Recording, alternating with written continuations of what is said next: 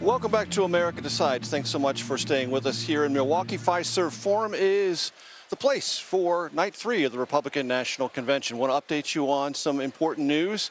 Of course, JD Vance has been named as former President Trump's running mate. And as is important in a situation like that, just this afternoon, JD Vance has received and will continue to have around him Secret Service protection. That is a standard protocol. But even standard protocols in the aftermath of the assassination attempt on former President Trump Saturday takes on larger significance. Our Robert Costa joins us now from the convention floor. Robert, always good to see you. What are you looking for tonight? What is it that you will be paying most close attention to in the tone and the tenor of JD Vance tonight? Major, I'm going to answer that with a bit of reporting that's not really been discussed in a lot of the previews of Senator Vance's speech. Yes, we of course expect to hear about his upbringing in Southern Ohio. Of course, we expect to hear about his military service, about the times that led to him writing Hillbilly Elegy. But what I'm really going to actually be listening for is, does he underscore his own position on economics, in particular antitrust policy? He has been someone who has been a supporter of the FTC chair, Leigh, for lawsuits against big tech companies and other companies. This is something that has raised concerns among my sources in the business community. They look at the Vance pick and they say, is former President Trump moving in an anti-business direction or a somewhat hostile position on Wall Street? And so they're going to be listening closely in the CEO suites around the country. Is Vance going to start really pushing his own economic agenda, or is he just going to play up his biography and play up the Trump position? I'm also going to see if he says anything at all on abortion rights. The Democrats, including Vice President Harris, already talking extensively about Senator Vance and his past comments on reproductive rights. That will be something Democrats will be watching closely based on my conversations with top sources today. And Robert, anything else buzzing on the floor of the convention? Convention floors are where delegates interact, lots of prominent figures in the party. There's been some pretty interesting developments in the future of President Biden and the Democratic ticket. Anything else you're hearing there? Major, you are steeped in convention history. What's notable to me walking around the convention floor here is how much Senator Vance is not necessarily a topic. This is not a surprise pick. A lot of people here already know him. Now, the country will be introduced to Senator Vance tonight in many respects. He's not well known in every single kind of general audience community around the country. But among Republicans, he's a frequent guest on conservative talk shows. He's on conservative podcasts. He's close to Donald Trump Jr. So those here who are plugged in, they know him well. They want to see, does he have chemistry with former President Trump in the box? They're kind of watching those intangibles, but they know him. So it's not like it's Sarah Palin, the former governor picked in 2008, who came truly out of nowhere to surprise the Republican Party when she was on Senator McCain's ticket. This time around, there's a lot of goodwill towards Senator Vance, but there's no sense that he's not ready for this moment or not really known. They know him, they like him, and they hope he meets his mark. Robert Costa from the convention floor, thank you very, very much. I want to bring in Leigh Caldwell.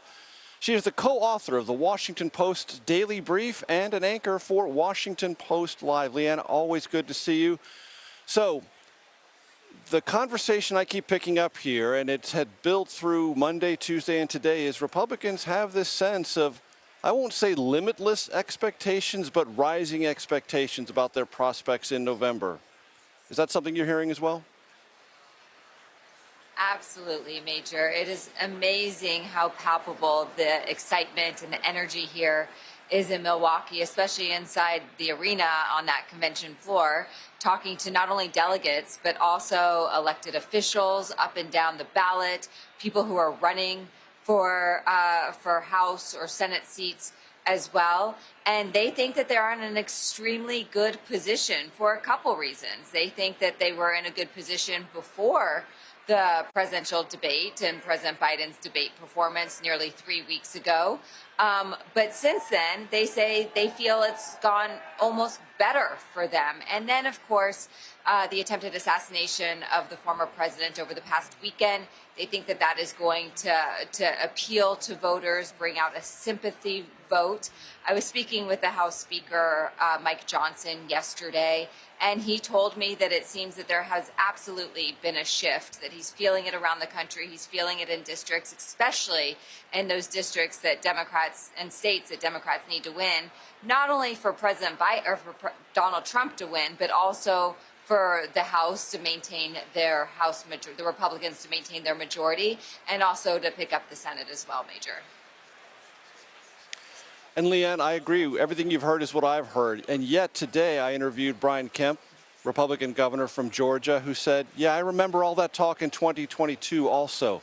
And it fell apart in the closing days. He is of the mind that Republicans would be wise, and he is sort of urging them, do not take anything for granted. Do not feel that this win that you sense at your back is going to be continuous. There's still a lot of hard work to do on the ground.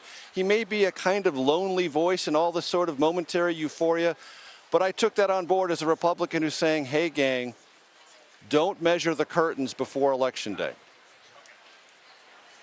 Yeah, there's still more than 100 days until Election Day, so that's pretty sage advice from someone who has been through elections before.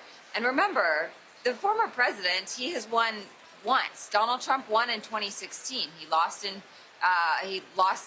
2018 as far as seats go in Congress. He lost his reelection in 2020. He performed worse than expected in 2022. Democrats performed better than expected. And so Donald Trump actually doesn't have that great of a track record. But I will say his political fortunes have just completely changed in the past month. Ever since the Supreme Court ruled that presidential acts are immune, throwing his criminal cases up in the air, he had, a decent debate against President Biden just because of President Biden's performance. Democrats are in open warfare at this moment, and then, his documents case in Florida just got thrown out, and then Elon Musk pledged $45 million a month to Donald Trump's campaign or the political organizations around him. And so he hasn't had an incredible luck streak compared to where he was after the 2020 election when he didn't really have much of a grip on the party. So yeah, there's absolutely a ton of time left into this election, and anything can happen. We don't know. We didn't predict such a bad debate performance from Biden. We didn't predict an attempted assassination. And so, yeah, probably good advice from Brian Kemp there. Leanne Caldwell, The Washington Post, we thank you very much for your time and your expertise.